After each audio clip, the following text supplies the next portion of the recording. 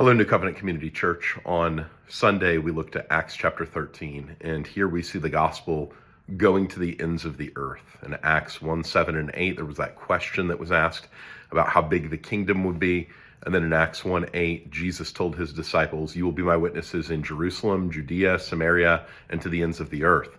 And he talked about how they're going to be this through the power of the Holy Spirit in Acts chapter 1. And we saw that in Acts chapter 2, and we've seen it throughout the first 13 chapters of the book of Acts. And in Acts 13, we're going to see that it is the Holy Spirit that moves messengers of the gospel to share the gospel to the ends of the earth. The Holy Spirit is on the move, convincing and convicting people of sin and giving comfort and assurance to those who are preaching and proclaiming the good news of the gospel of Jesus Christ.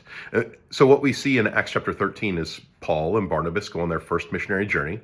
They're sent out from Antioch, and they go to a few places, starting in Cyprus.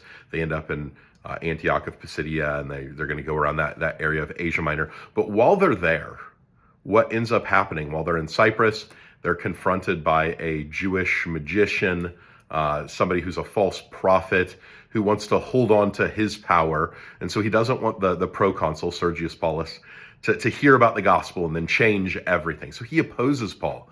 Well, Paul, like he was struck blind by Jesus, Paul, through the power of the Holy Spirit, strikes this Bar-Jesus blind.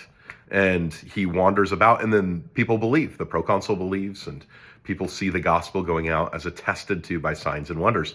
Then they go on into Asia Minor to share the gospel. And while they're in Asia Minor, they also confront difficulties.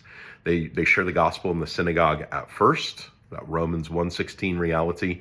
I'm not ashamed of the gospel, for it's the power of God for salvation for all who believe, to the Jew first, and also to the Greek, to the Gentile. So Paul goes in, he reasons in the synagogues. People are attentive at first, but one week, everybody from the town shows up, basically. A lot of people are there.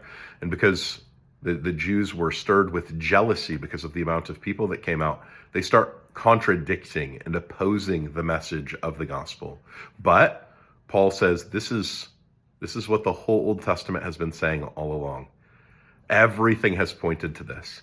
Everything that we've believed points towards Jesus. Read Moses, read David. Look at the lives of the people in the Old Testament. They all looked forward to this. And he says, and even this is a fulfillment of the Old Testament. So while there's opposition to the gospel goes out by the power of the Holy Spirit. I pray that you can find hope and comfort in that even today.